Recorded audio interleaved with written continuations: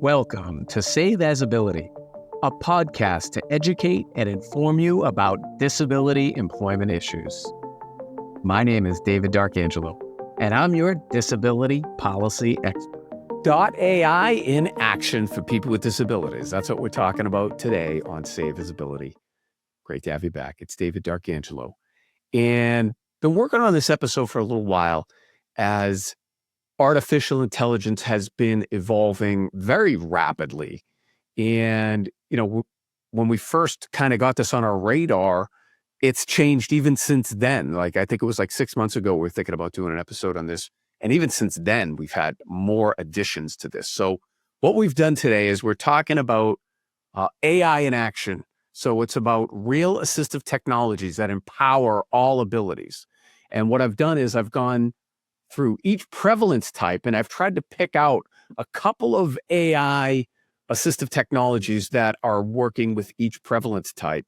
And the goal here is to provide access to opportunity, independence, and self-determination using technology and using these new tools. So we're showcasing artificial intelligence or .ai in a positive light here as it relates to people with disabilities.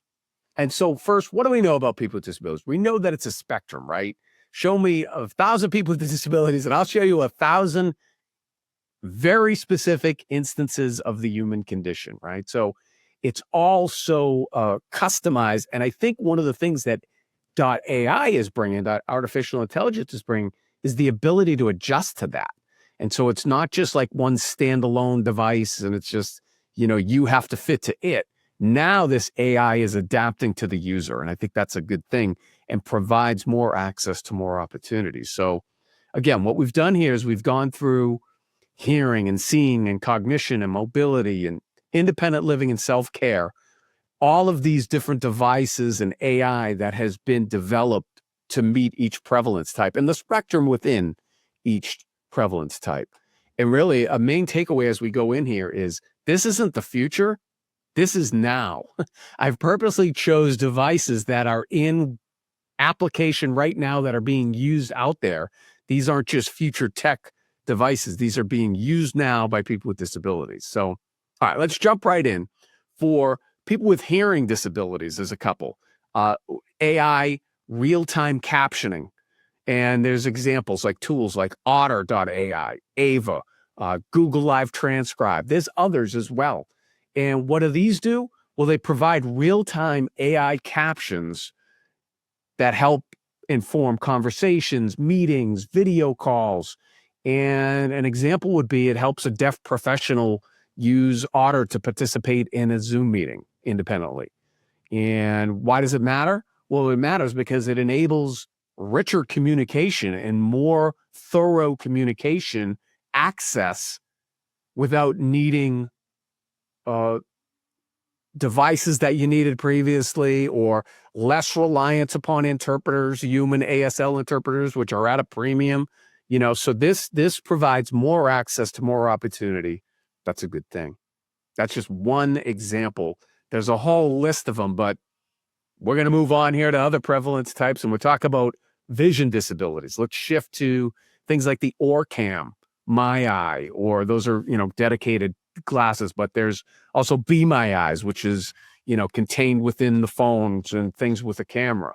So, OrCam, My Eyes, and Be My Eyes, some of these use ChatGPT or other functionality to interact and interface and really can help read printed text out loud or into your ear.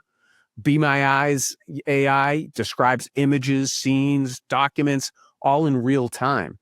And that can be a game changer for many. So examples include how users navigate grocery store shelves or read their mail or identify faces without assistance through the technology or through the phone technology. So this matters because it supports people with visual disabilities in real world environments without having to, rely on others. You can rely on the device for the assistance. And that helps bring more independence and self-determination, which is a good thing. And again, there's a myriad of other things. We're just scratching the surface. All right, let's move on to cognitive disabilities. A couple of examples here. Voice assistants and custom AI reminders can be very beneficial in a tool like Amazon Alexa or Google Assistant or Google Home, or there's another one, Cogniable, which is an autism-specific AI platform. And what do these do? Well, they use AI to set routines, reminders, and assist with sequencing tasks, or can even help calm anxiety, or play music that you like to put you in a mood, or all kinds of different things that can be beneficial for people with those types of disabilities. So an example is an adult with autism using it, or an intellectual disability using AI to follow their morning routine independently, and really provide that assistance and answer some rudimentary questions for them that they might otherwise have to ask others. The AI can answer it. So, and why does that matter? Well, it promotes structure and uh, reduces dependence on caregivers, and again, promotes access to opportunity and independence and self-determination, which is a good thing. All right, moving on. For people with mobility disabilities, AI, smart wheelchairs, navigation devices. Look at a tool like the Lucci, which is a smart wheelchair platform, or the PathView, which is an accessible route planning tool. So really, these tools aid in the voice control over these devices, whether it be a power chair, whether it be accessible maps. Now, all of a sudden, those can be used without uh, hand input or other input. It can be spoken, it could be through a pipette, it could be through other commands or other ways you set up your chair or power chair. An example I got here was a power chair user navigating a train station without a spotter. That's an example right there. Independence, self-determination, access, which is a good thing. And so this can help with things like enhancing safety and spontaneous independence and less reliance on caregivers, which again promotes independence and self-determination, which is a good thing. All right, on to self-care disabilities. One I pulled out was there's an AI-powered daily living aid. It's called, and it let's see what it's called. It's called iToilet, which is a smart toilet, which is by LQ AI Companion. And what it does is it's an AI-enabled toilet that assists with hygiene routines and reminds users to hydrate, take medications, move around, and can help them with their toileting needs. So an example here is older adults with early dementia managing self-care tasks more consistently. That's a good thing. Why does it matter? It matters because it supports dignity and independence and self-determination, which is a good thing. That's just one example. There's a whole host of them. There's switches that turn the lights on or off. There's switches that monitor the house for certain devices being turned on or off, like the stove or the water or things like that. Those are all good things that can help people with those disabilities, with that particular prevalence type. And then finally, independent living disabilities. So we have things like smart AI home systems, Google Nest, Amazon Alexa, smart home hubs. Apple has a home kit, and there's all these accessibility presets you can build in there. So these things can control lights, open doors, start and stop appliances, HVAC reminders for heating and cooling, and these can be activated with voice or other non-traditional ways to be able to use these devices in your home. So examples are a person with a spinal cord injury. Yeah, now they can lock their door, or that they maybe couldn't reach before, or adjust lights that they couldn't reach before without assistance, or all of these other things that you can do to control these devices that are operated by AI technology. So this turns daily challenges into independent choices for a large amount of people with disabilities. And these are just some examples.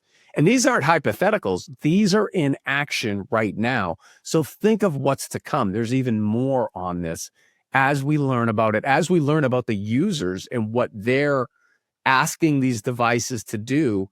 Really, it's almost limitless at this point. So this is a good thing because What these products and platforms do is enable access to opportunity and really promote independence and self-determination for people with disabilities, which is a good thing. That's what we're for here at Save Visibility, is providing people with options to be as free as they can, to be as independent as they can, as self-determined as they can be. And if these AI technologies can help do that, then we're all for it. So this isn't about replacing people or aides or anything about that. It's about repurposing them to be able to do other tasks that these machines can't do. Okay. And it's about unlocking more from our human potential. And remember, humans, we developed this technology. So, yeah, the AI wants to take credit, but we're still the boss. Okay. So, I hope you enjoyed this episode. This is a lot. There's much more. If you want to hear more on this, please put it in the comments, in the description. Let us know. We're there trying to build value for you. We're just scratching the surface here, though, because literally there's hundreds of these devices, thousands of these applications out there. And it's a good thing because it's trying to promote independence and self-determination for people with disabilities. So hope you enjoyed this episode. It's David D'Arcangelo. We'll see you next time on Save Visibility. And I hope you have a great day. For more information about disability employment issues, please visit our website, disabilityemploymentsolutions.com. The Save As Ability podcast is available on Apple Podcasts, Spotify, our YouTube channel at Disability Policy Expert, or wherever you stream your podcasts. Subscribe, stream, rate, and review our shows. Your ratings and reviews help our show reach new audiences. Produced by Pod Pro Entertainment. Save As Ability lives within a network of podcasts located at podproentertainment.com. #TheNewRadio. Again, my name is David D'Arcangelo, and I'm your disability policy expert. Until next time, thank you. I hope you have a great day.